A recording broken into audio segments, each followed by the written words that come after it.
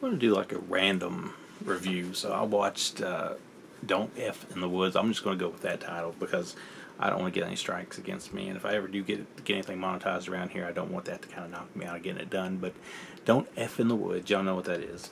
It's on Tubi. A very short watch. I think even with like all the bells and whistles with the credits, like the outtakes and stuff, I think it's like probably an hour long at the most. So it's indie length, if you know what that means. Obviously, the concept is these good-looking people go to the woods. A lot of them are going in the woods to F, and they end up being killed by this really weird-looking monster. The plot's super thin.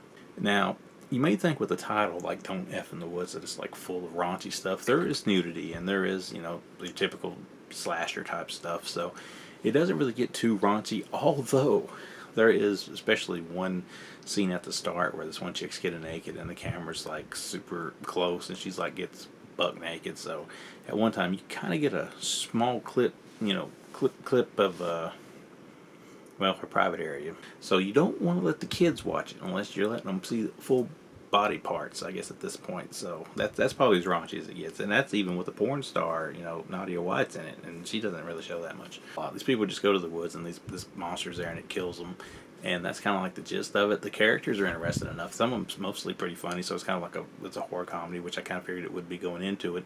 I figured this thing would like really pick up with the kills department, and it seems like there's not a whole lot of like great practical kills here. It's like, not that they're CGI.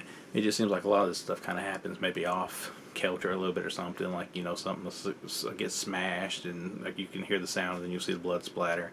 But there's like really no real good effects. So I think like maybe one of the last kills is pretty good. So it's a little mixed bag in the kills department. It wasn't quite what I thought it would be there. Although I was kind of happy it wasn't as raunchy as I figured it would be with a title like that. Still a solid watch. I'm going to give it 3 out of 5. It's on Tubi, like I said, if you want to give it a watch. It's a short one, so it's not going to really keep you busy that long. It's got some TNA, it's got some funny moments. Super paper-thin plot, which I kind of expected. And pretty cool monster. So I'm giving it bonus points for the monster. The monster's pretty cool. Probably better than I thought it would be, to be honest with you, because I wasn't sure what I was heading into, but I got better than I thought I would get. So that's Don't F in the Woods. And it's on Tubi, so give that a watch.